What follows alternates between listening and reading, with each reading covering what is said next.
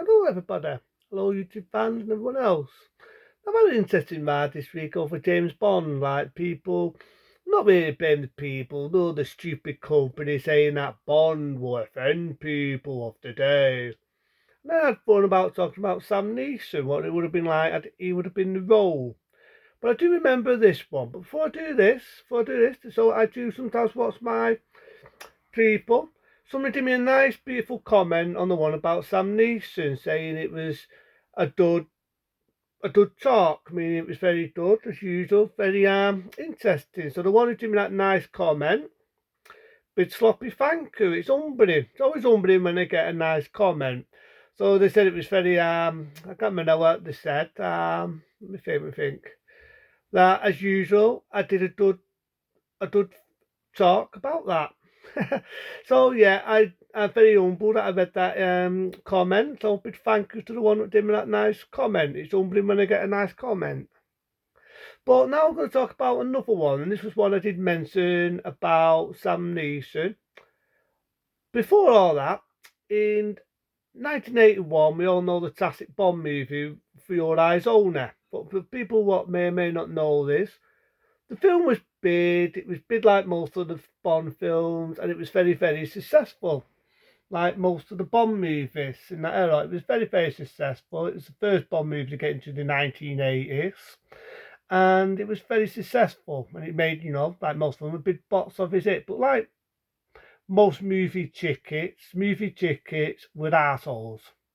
They were assholes. What do I mean by they were assholes? What I mean by they were assholes, they were dicks with wads and more. All they did was pick at his aids like it was a fucking stab. They was picking at his aids like he was pulling a fucking choser off the lip, or they had a stab or a war or whatever every 2 minutes. At the time, look at my Ben said my age is fucking me up. At the time, Woods Moore was not that old. He wasn't that old. He was what?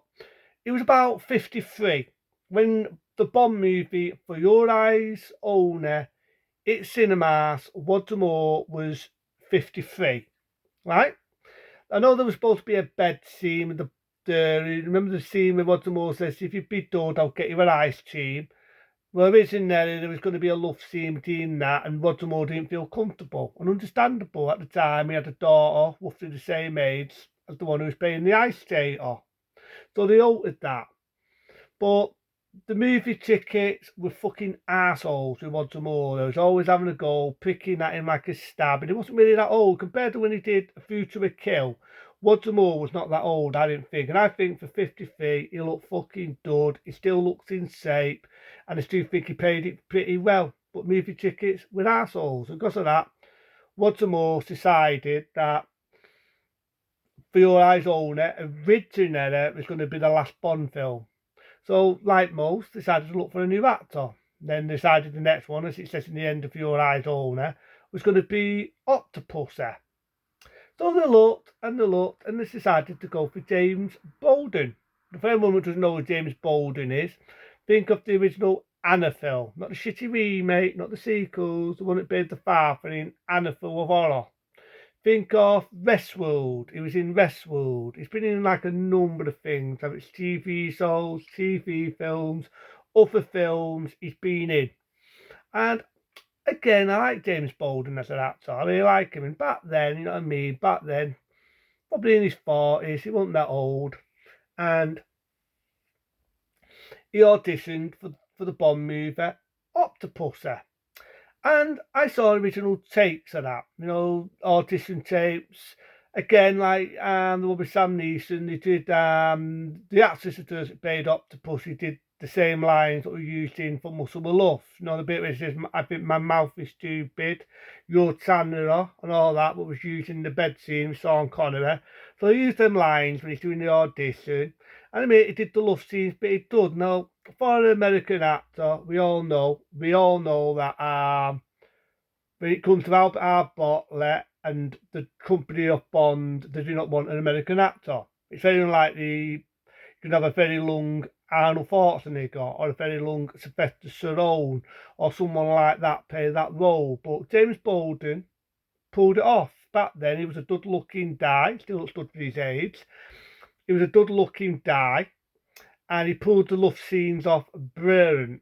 Now, like I said with Sam Neeson, I was half and half would he be good for the action scenes, but I seen the action scenes in Dave Bolden. They did a scene when they've got this action scene with a fight scene with him and James Bolden, and you see him he's fighting this guy and he swats him with an old telephone.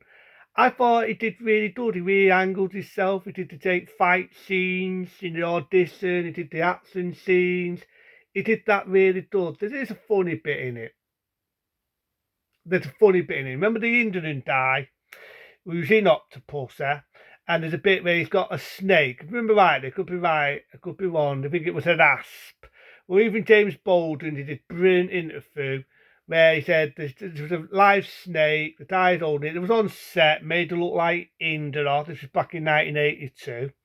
And they had this fake pop snake, well, a real snake, and every 2 minutes he was jumping up, and Dave Bolden was lickety bricking himself. He's thinking, whoa, what the fuck? So he was lickety shitting himself, and understandably so.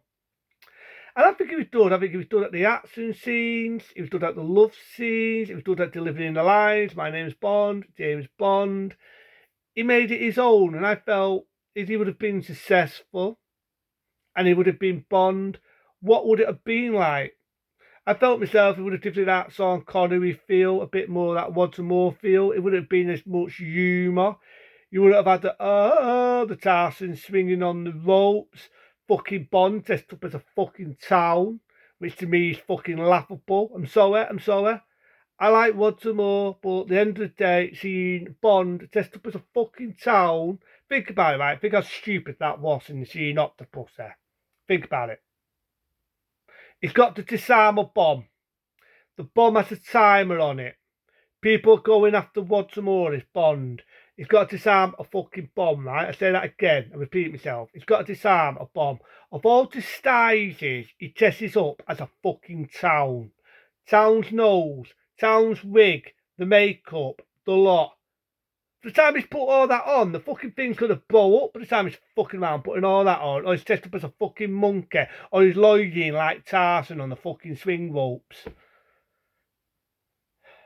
So I felt that James Bolden would have did that. It would have been more state. It would have had that stupid humour. He would have had the la la la and him swinging on the fucking ropes like fucking Tarzan. That would have been stabbed. You would have stabbed the story of him dressing up as a fucking town.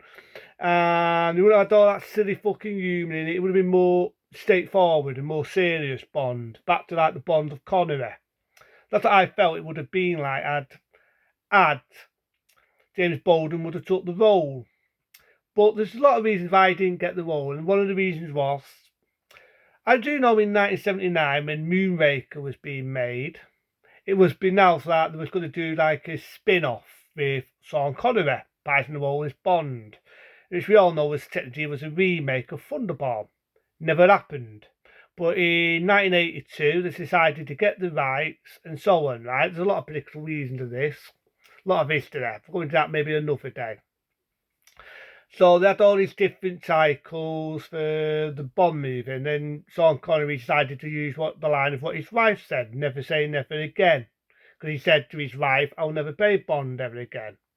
But what happened was, to use the rights, he had to use the Bond movie, even though technically it's not a Bond movie, that's a bit where it gets confusing. And they got the rights, never say never again. And then they had Octopus there, so it was in competition.